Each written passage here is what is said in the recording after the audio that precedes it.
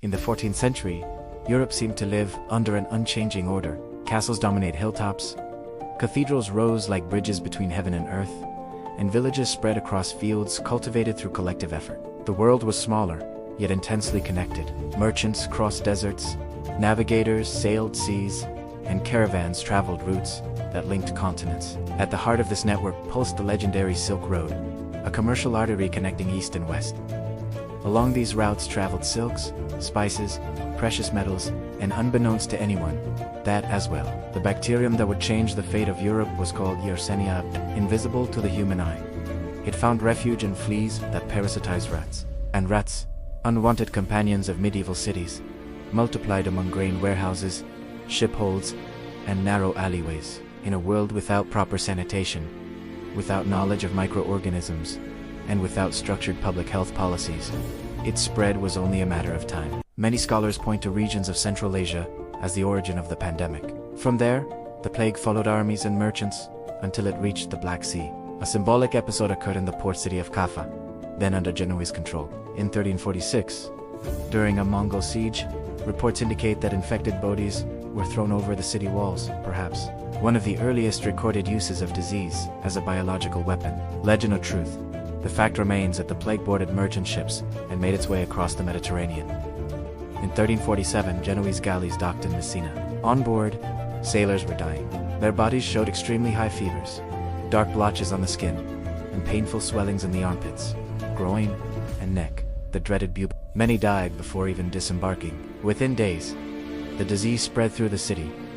Within weeks, across the island. Within months, across much of Europe. The speed of transmission was terrifying. From Sicily, the plague advanced through the Italian peninsula, reaching vibrant centers such as Florence. There, the writer Giovanni Boccaccio witnessed the social collapse that was unfolding. In his work The Decameron, he described a city where fear dissolved family and moral bonds. Parents abandoned children. Brothers avoided brothers.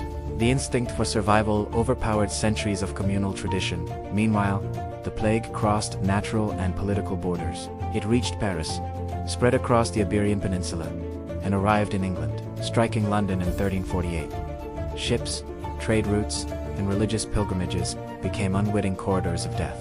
In less than 5 years, an estimated 25 to 50 million people died in Europe, perhaps a third or even half of the continent's population. The Black Plague did not manifest as a single form of illness. The bubonic form, transmitted by fleas, was the most common, but there was also the pneumonic form, which attacked the lungs and could be transmitted through the air, making it even more lethal, and the septicemic form, which invaded the bloodstream and could kill within hours. For many, illness struck in the morning and death came before nightfall. Faced with the unknown, explanations reflected the medieval mindset. Without microscopes, germ theory, or antibiotics, society sought answers in religion and superstition. The plague was interpreted as divine punishment. Sermons echoed in churches, calling for repentance. Processions moved through infected streets, pleading for heavenly mercy.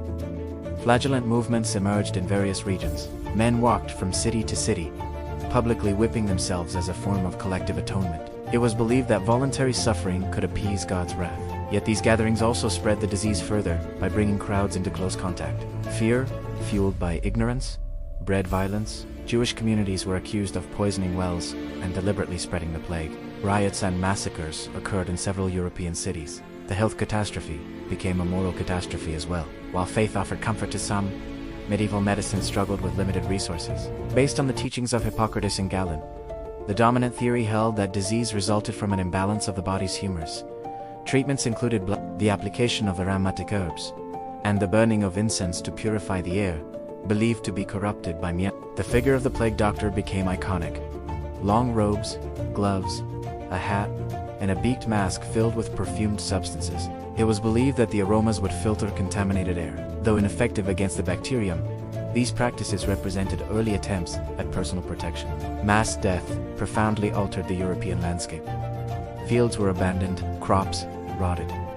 Entire villages disappeared. In some regions, the population took more than a century to recover to pre-plague levels. Yet from devastation emerged structural transformation. The labor shortage strengthened peasants and urban workers. With fewer people available to cultivate the land, survivors began demanding better wages and conditions. The feudal system, already strained, began to weaken. In England, Attempts to freeze wages led to popular unrest, culminating in revolts such as that of 1381. In France, social conflicts intensified amid the ongoing Hundred Years' War. The plague did not create these tensions, but it accelerated processes already underway. Economically significant reconfigurations occurred. Agricultural lands were converted into pastures, requiring fewer workers. Per capita consumption increased among survivors, who inherited goods and property. A new social dynamic began to take shape. Culturally, the constant presence of death shaped the collective imagination.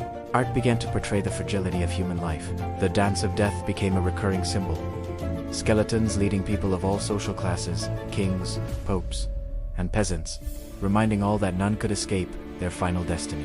Perhaps one of the most enduring changes occurred in the field of public health policy. Port cities, learning from traumatic experience, began adopting preventive measures. In Venice, authorities instituted the isolation of suspicious ships for 40 days before this. Thus was born the concept of quarantine, from the Italian 40 giorni. Other cities created health councils, mortality records, and isolation protocols. Though rudimentary, these measures represented decisive steps toward modern public health. The Black Plague did not disappear after 1351.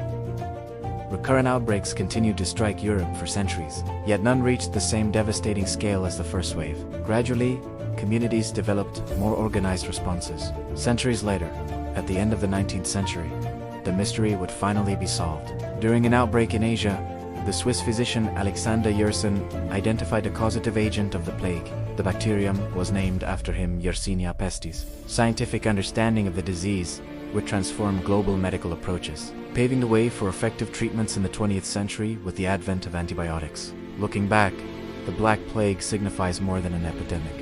It was a watershed. It altered demography, economy, religion, culture, and politics. It weakened feudal structures and indirectly contributed to the transformations that would culminate in the Renaissance. It exposed human vulnerability before the invisible. It showed how societies can respond with solidarity, but also with fear and intolerance. It demonstrated that health crises are not merely biological events, but total social phenomena capable of redefining civilizations. In a medieval world that believed it understood its divine order, the plague brought radical uncertainty, yet it also planted seeds of change. By forcing communities to observe patterns of contagion, record deaths, and implement isolation, it opened space for a more empirical mindset. The memory of the Black Plague endured through generations as a warning. Its echoes resurfaced whenever humanity faces new epidemics. It reminds us that progress and fragility walk side by side. In the 14th century, Europe was plunged into shadow, yet from those shadows emerged a transformed continent. The tragedy that claimed millions of lives also accelerated changes that would shape the modern world. The Black Plague was a brutal test of human resilience, and despite unprecedented devastation, civilization not only survived it, reinvented itself. Thus, the history of the plague is not merely the history of death. It is also the history of adaptation, transformation, and the enduring human quest to understand the invisible forces that shape collective destiny. And a reminder that sometimes, all it takes is a single, silent, invisible flea to change the fate of the world. If you enjoyed this video, please subscribe and share. Don't miss the next episode.